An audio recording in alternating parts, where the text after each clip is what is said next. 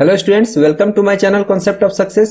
Students, आज की इस वीडियो में हम स्टडी करेंगे जीव प्रक्रम यानी लाइफ प्रोसेस, और ये साइंस का बायोलॉजी है, ठीक है। और ये क्लास 10th का है और ये चैप्टर 6 है। याद रखिएगा, ये चैप्टर कितना है? 6। तो चलिए देखते हैं हम इसके क्वेश्चंस को। देखिए, ये आपका एनसीईआरटी का क्वेश्चन है जो पेज नंबर 105 में है। हिंदी का जो बुक होता है उसमें ये पेज नंबर 105 में आपको मिलेगा, मेन बुक में, ठीक है। तो देखिए, यहाँ पे आपका 4 क्वेश्चन दिया हुआ है। इन चारों क्वेश्चंस को हम अच्छे से डील करेंगे, ठीक है। तो चलिए हम बढ़ते हैं पहले क्वेश्चन की ओर।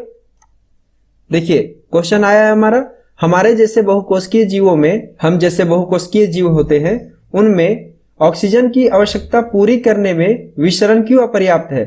जो ऑक्सीजन की जरूरत होती है हमारे शरीर में, उसकी आवश्यकता को पूरा करने में विसरण क्यों अपर्याप्त है, ठीक है।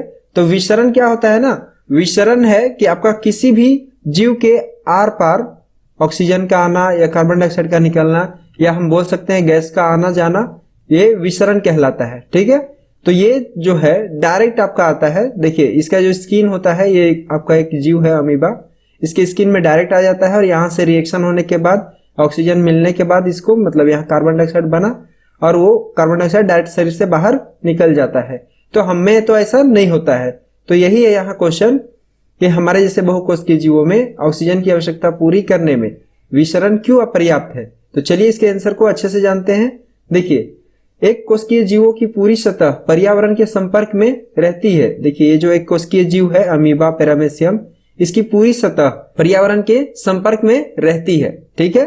अतः इनमें भोजन ग्रहण करने के लिए, गैसों का आदान प्रदान करने के लिए तथा व्यर्थ पदार्थों के निष्कासन के लिए किसी विशेष अंग की आवश्यकता नहीं होती। क्या कहता है? इन जैसे जीवों में भोजन ग्रहण करने के लिए, गैस का आदान प्रदान करने के लिए तथा जो वेस्टेज होते हैं यानी कि जो व्यर्थ पदार्थ होते हैं उसके निष्कासन के लिए कोई विशेष अंग की जरूरत नहीं होती। जैसे इसको खाने के लिए मुंह की जरूरत नहीं होती है, ठीक है। गैस के आदान प्रदान के लिए नाक या मुंह की आवश्यकता इससे नहीं होती है। ये अपने स्किन से ही ये सारे काम कर लेते हैं, ठीक है। अगर इसे भूख लगेगी तो ये खाने के टुकड़े के आसपास जाएगा और उसके आसपास ये जो अमीबा है ये अपने शरीर के बाहरी सतह को जोर से धक्का दे देगा उसके आसपास। वो खाना का जो टुकड़ा होगा वो इसके शरीर के अंदर घुस जाएगा और फिर इसमें सारे एंजाइम निकलेंगे और उसे पचा लेंगे, ठीक है।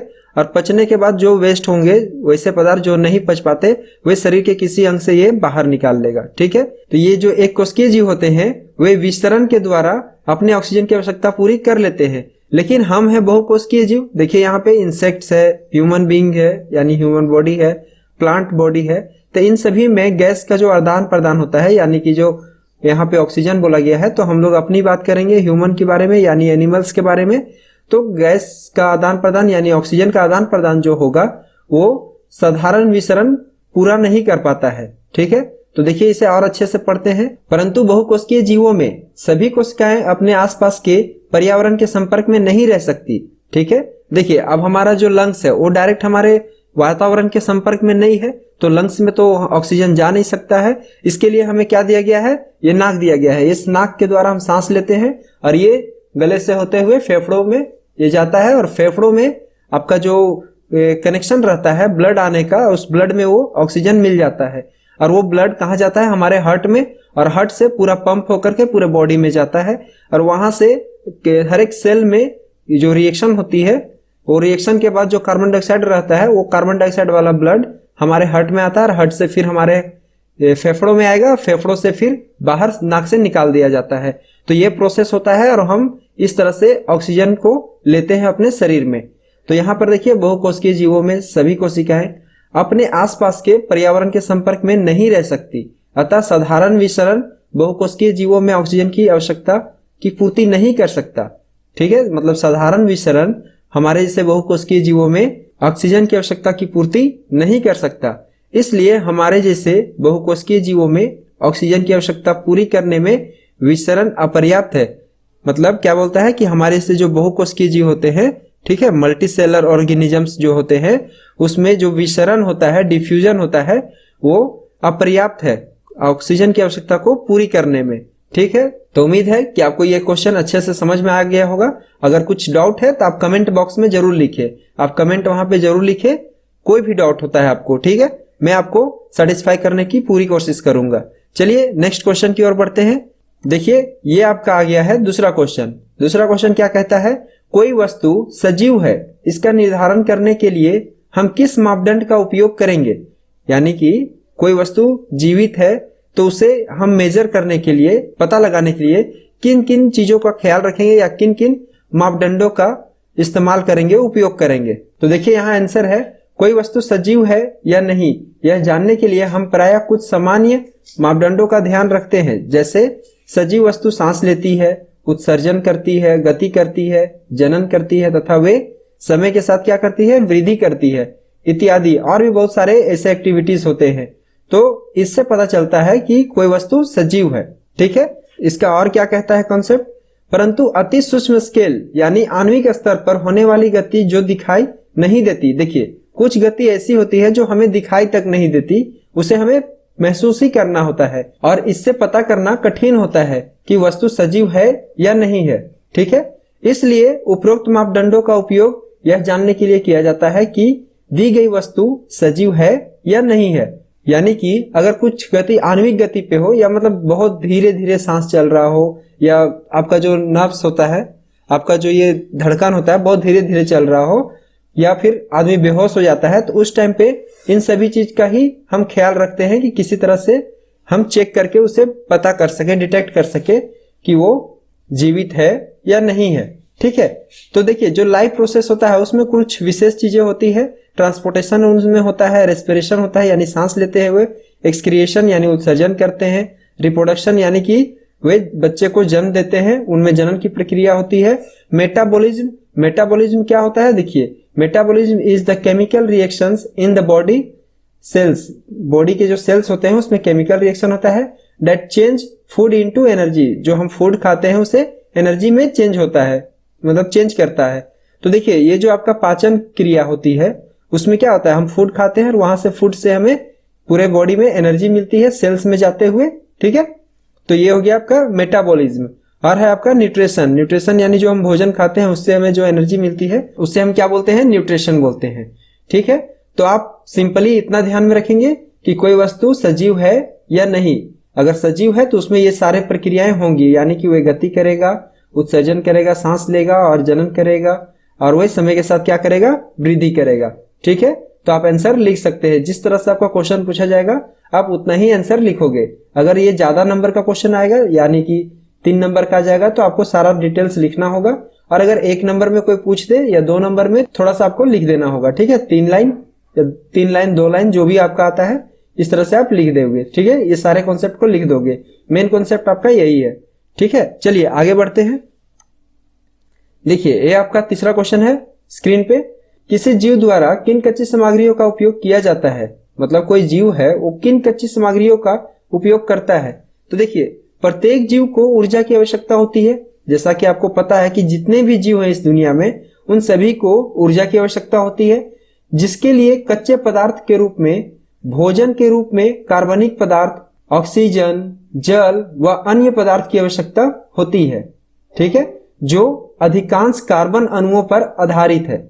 यानी कि प्रत्येक जीव कच्चे पदार्थ के रूप में कार्बनिक पदार्थ लेते हैं, जैसे कि ऑक्सीजन, जल या फिर अन्य चीज, जो अधिकांश क्या रहते हैं, कार्बन अणुओं पर आधारित होते हैं। यानी कि आप जितने भी तरह के भोजन खाते हैं उन सभी में आपको क्या पाया जाएगा, कार्बन। ठीक है, वे सभी कार्बन अणुओं पर ही आधारित होते हैं। ठीक है, तो देखिए हम सबसे पहले इसमें एक प्रोसेस समझने की कोशिश करेंगे, फोटोसिंथेसिस। ठीक है, तो फोटोसिंथेसिस ऐसा प्रोसेस होता है जिसमें सनलाइट का उपयोग किया जाता है और जमीन से वाटर मिनरल्स का उपयोग किया जाता है, और आपका पत्तों में जो रिएक्शन होती है उसमें फूड का प्रिपरेशन होता है। ठीक है, तो देखिए ये पेड़ है ना, ये पेड़ का जो पत्ता होता है उसमें आपका रेडिएंट एनर्जी यानी कि यहाँ सन का जो लाइट होता है उसे लिया जाता है, और यहाँ देखिए जड़ों के द्वारा तने से होते हुए ये पत्तों तक पहुंचती है वाटर और मिनरल्स।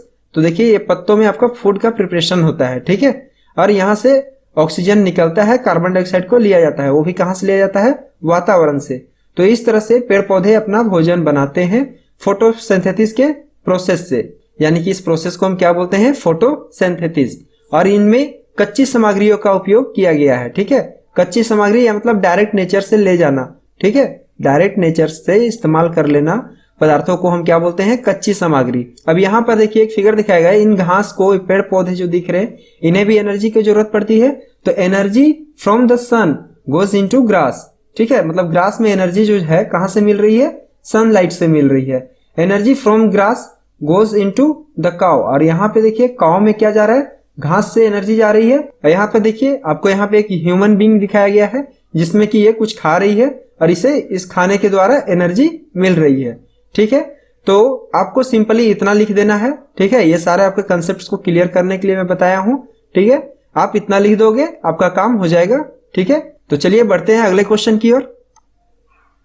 चलिए ये हमारा आखिरी सवाल है इस इंटेक्स्ट क्वेश्चन का।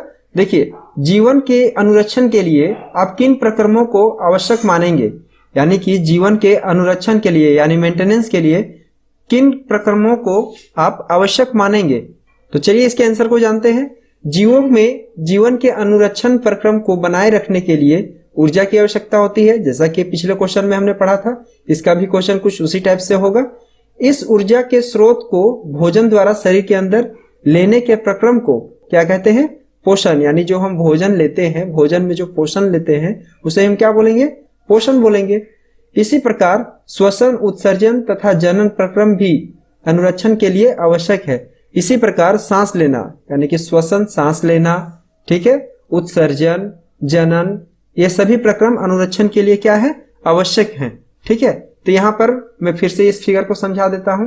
देखिए यहाँ आपका न्यूट्रिशन यानी जो भोजन खाते हैं उससे हमें क्या मिलती है, एनर्जी। इस प्रोसेस को क्या बोलते हैं, न्यूट्रिशन बोलते हैं। ट्रांसपोर्टेशन, ब्लड के सर्कुलेशन में जो सारे न्यूट्रिएंट हमारे बॉडी में आते जाते हैं उसे हम क्या बोलते हैं, ट्रांसपोर्टेशन। फिर आपका रेस्पिरेशन मतलब सांस लेना, ऑक्सीजन का लेना, कार्बन डाइऑक्साइड का बाहर निकलना, ये क्या कहलाता है, रेस्पिरेशन।